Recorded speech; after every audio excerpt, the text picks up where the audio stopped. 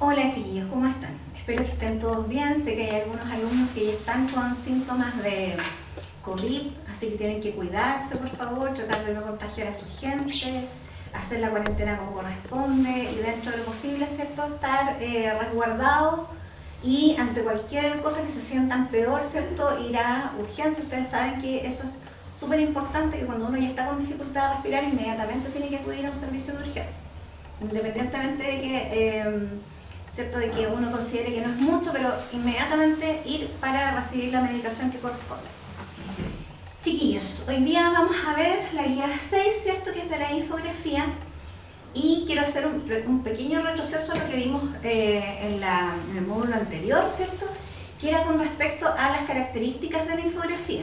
Recuerden que la infografía, ¿cierto?, es un texto que está considerado dentro de los informativos, pero que puede, según la intención comunicativa, tener varias finalidades, ya no solamente informar. Por ejemplo, puede convertirse también en un texto instructivo, ya en la medida en que nos da instrucciones. Por ejemplo, la que vimos la otra vez, la infografía que vimos del COVID, esa nos decía cuál era el procedimiento que nosotros teníamos que seguir, ¿cierto? Cuando estamos en un lugar también y nos da una información de a qué lugar tenemos que ir primero, qué trámite tenemos que hacer primero, también esa es una infografía que es informativa, pero a la vez es instructiva, ¿ya?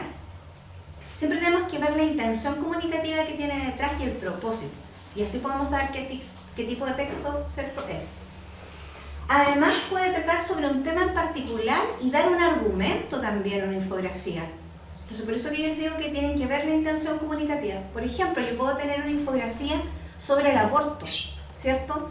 Y sobre el aborto, y puedo dar una opinión. Entonces puedo decir que el aborto se produce en tal y tal, cuando, por ejemplo, se elimina una vida, ¿cierto? Y puedo considerar que la vida comienza desde tal y tal mes, o desde el minuto en que se gestó recién, y a partir de eso yo puedo entregar una opinión y puedo decir, claro, apenas se gestó la vida, eso ya es un aborto, y dar las informaciones, pero con un punto de vista en particular. Entonces, cuando yo doy un punto de vista particular ahí, se convierte en un texto informativo, ¿cierto?, pero a la vez es argumentativo, porque estoy dando un punto de vista y una opinión en lo que yo estoy planteando sobre el aborto, por ejemplo, ¿ya? Y también puede solamente informar. Puede decir, qué sé yo, ¿cierto?, darnos características de un elemento, por ejemplo, mostrar un animal y decir, ya, este animal es mamífero porque, ¿cierto?, se alimenta de leche materna, es carnívoro también porque come carne, ¿cierto?, pesa de tanto a tanto, y ir ilustrando con imágenes. Entonces sería un texto puramente informativo. Pero para que eso ustedes lo recuerden, que según la intención comunicativa, un texto puede, ¿cierto?, tomar un ribete distinto al que nosotros le conocemos habitualmente. Entonces, dicho eso, les voy a explicar ahora, que lo vamos a ver en el computador, la guía 6 la vamos a analizar, ¿cierto?, para que ustedes puedan responderla.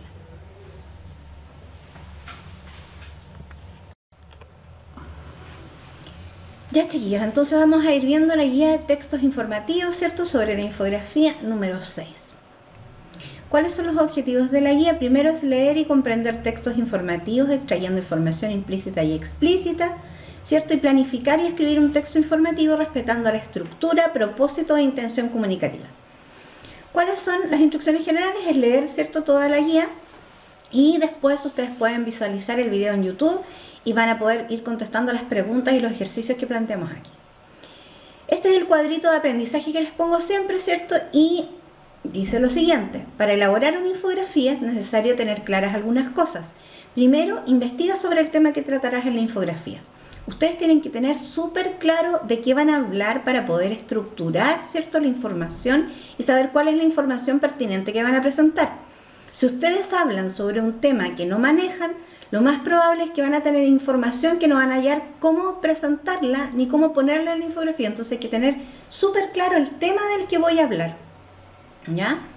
Luego dice tener conocimiento de lo que se quiere decir y cómo se va a expresar. Para eso yo primero planifico mi infografía, hago una especie de boceto y, ¿cierto?, tomo los temas más importantes y pienso en cuáles realmente son pertinentes de colocarlos ahí y cuáles no.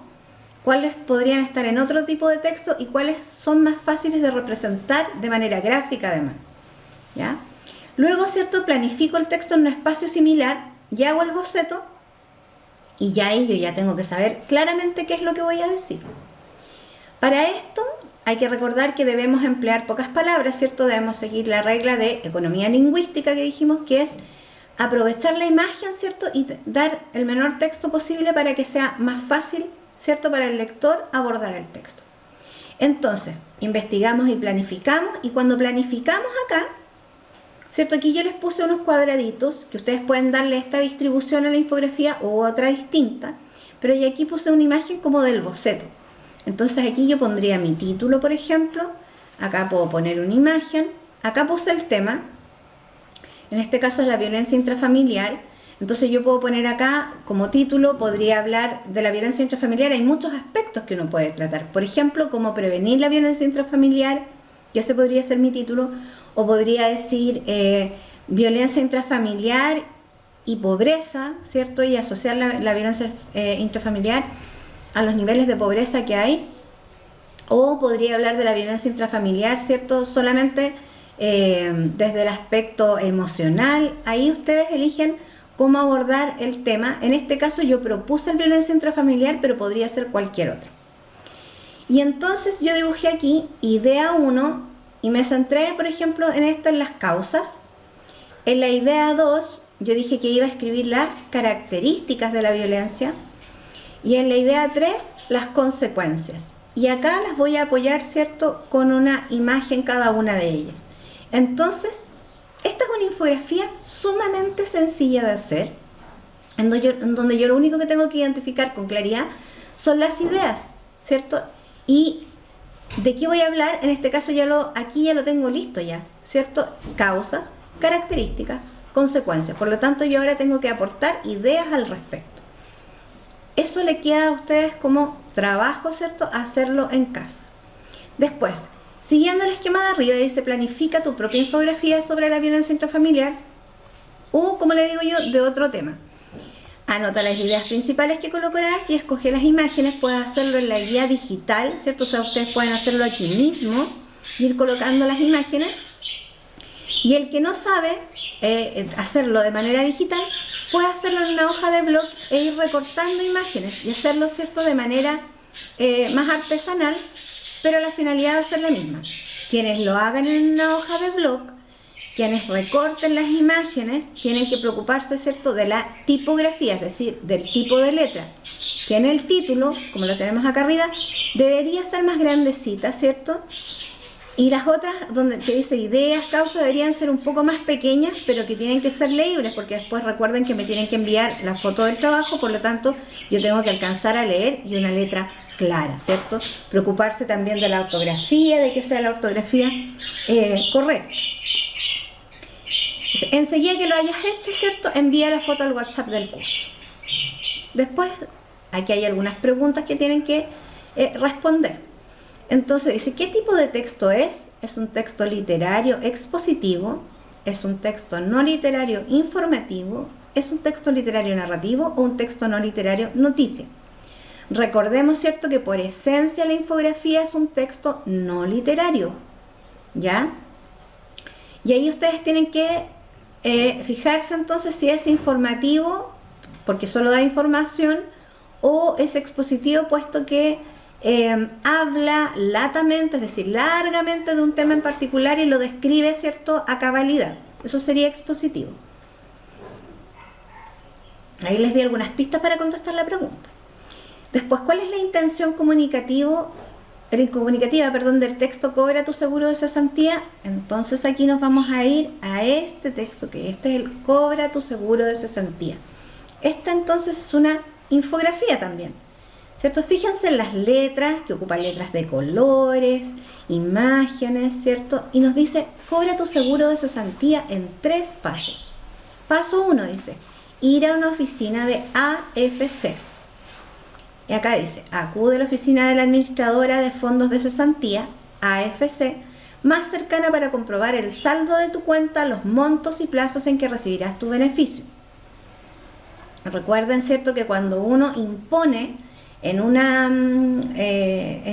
fondo de pensiones, en una AFP, ¿qué es lo que ocurre? Que hay un descuento que se realiza para los trabajadores que va al seguro de cesantía. Entonces, según la cantidad de meses que uno haya trabajado, eso se va incrementando, ¿cierto? Si uno ha trabajado, por ejemplo, más de 2 años, va a tener mucho más fondos en el seguro de cesantía que en un ¿cómo se llama? Si una persona ha trabajado 2 o 3 meses, ¿ya? Y es más, existe una determinada cantidad de meses para poder acudir a este seguro de cesantía. En este minuto el gobierno creo que lo fijó, si es que mal no me recuerdo, en 3 meses, pero va a ser muy mínimo el seguro de cesantía. Entonces, lo que más les convendría a esas personas, ¿cierto?, sería no cobrar el seguro de cesantía, sino que acogerse a la ley esta que permite cobrar el 70% del sueldo, si es que el empleador, ¿cierto?, también se ha acogido a ese tipo de regalía. Después dice, el trámite es presencial. ¿Qué llevar? Entonces aquí me apoya con imágenes, el carnet vigente y el último finiquito ratificado ante ministro de Fe o notaría, ¿cierto? Recuerden que el último finiquito es la carta de despido, ¿cierto?, en el fondo que le dan a la persona que dice que ya no está trabajando más en esa empresa. Paso 2, dice, calcular el monto. El monto a recibir mes a mes se calcula en base a tus últimas rentas y depende del contrato fijo, ¿cierto? Dice, será un porcentaje de las 6 últimas rentas, y el trabajador con contrato indefinido será un porcentaje de las 12 últimas rentas. Pueden ser, dice, continuas o discontinuas, pero considerar desde la fecha de afiliación al fondo de AFP.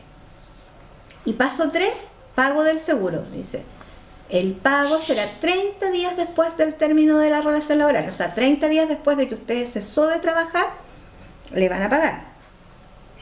¿Para qué creen ustedes que utilice estas flechitas? Estas flechitas lo utiliza, ¿cierto?, para ordenar los pasos. Entonces dice, el pago será 30 días. Después dice, dependiendo del monto que tengas acumulado y del promedio de renta imponible, el pago se hace por giros o en una sola cuota. O sea, si usted tiene muy poquita plata, seguramente que le van a depositar todo de una vez y no va a recibir más dinero. Pero si tiene más, le van a hacer los pagos en cuotas. Si es en efectivo, a través del Servipack o el Banco Estado, y si se paga con depósito en cuenta corriente o en cuenta RUT. ¿Qué dice acá? 3 claves del seguro de cesantía. 1, dice, es un monto de ahorro que solo puede retirarse cuando el trabajador está cesante, sea por renuncia voluntaria o desvinculación. Si usted renunció, también tiene derecho entonces a cobrar su seguro de cesantía. 2, dice, es obligatorio para trabajadores dependientes con contrato laboral después del año 2002. O sea, usted en donde esté trabajando y que le imponen, sí o sí tienen que haber cobrado o haber depositado para esta cuenta del seguro de cesantía. Si no lo hicieron, eso está incurriendo en una falta, ¿cierto? Y usted tendría que ir a la inspección del trabajo a decir que su empleador no le depositó el seguro de cesantía. Luego dice, la comisión cobrada por la AFC, entidad encargada de administrarlo, es del 0,6 sobre el saldo. Es decir, a usted de lo que le corresponde al seguro de cesantía, le van a descontar el 0,6%, ¿ya? Sobre esa cuota. Bueno, para variar, el Estado se queda siempre con dinero. Y ya lo sabes, dice, queremos ayudarte y darte los mejores consejos, seguro. Contáctanos y escríbenos.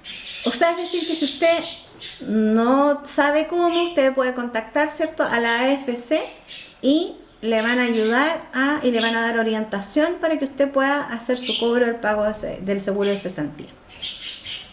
Chiquillos, esta infografía la utilicé, ¿cierto?, porque es algo que es sumamente contingente. Hay muchos que van a estar en esa situación y es para que ustedes sepan qué hacer en caso de justamente estar en esta situación. Entonces dice acá, ¿cuál es la intención comunicativa del texto Cobra tu seguro de cesantía? ¿Será informar sobre las distintas oficinas de seguro? ¿O será describir qué es un seguro de cesantía? es que los beneficiarios sepan cobrar su seguro o informar los pasos a seguir para cobrar el seguro de cesantía. ¿Ya? Tienen que leerla y darse cuenta de cuál es la intención. Las imágenes que aparecen en el texto sirven para, dice, graficar lo que dice el texto, volver atractiva la información para el lector, entregar información nueva, o son una forma gráfica de explicar lo mismo que dice el texto. ¿Ya? Ahí también hay que mirar las imágenes y ver qué función tienen. ¿Para qué me sirven? ¿Será solamente para que sea atractivo para el lector? ¿Ya? ¿Entregan nueva información? En general no entregaban nueva información. Ahí le estoy dando pequeñas pistas para responder. Dice, es importante la información que se entrega en el texto, y ahí usted obviamente me tiene que responder si sí o no, pero justificadamente. No me va a decir sí y esa va a ser la respuesta. No, pues tiene que justificar.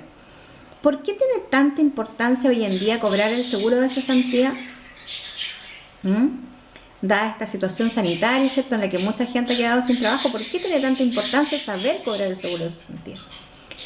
¿Qué pasa? Dice, si se invierten los pasos del 3 al 1, ¿se obtiene el mismo resultado? ¿Por qué? Esto es lo mismo que, como esto está dando instrucciones, ocurre lo mismo que en un texto instructivo, como por ejemplo si fuera una receta. Si usted empieza de atrás para adelante, tenga por seguro que la receta, ¿cierto?, le va a quedar mala. No le va a resultar, ¿cierto?, porque van a ser los pasos inversos. Entonces, ahí les estoy dando pistitas para responder. ¿Qué es la AFC? Eso estaba explícitamente dicho por aquí. ¿Y qué documentos necesito para cobrar el seguro? También está esa información por acá, e incluso habían dibujitos, ¿cierto?, que nos decían qué necesitábamos. Chiquillos, la guía es súper sencilla.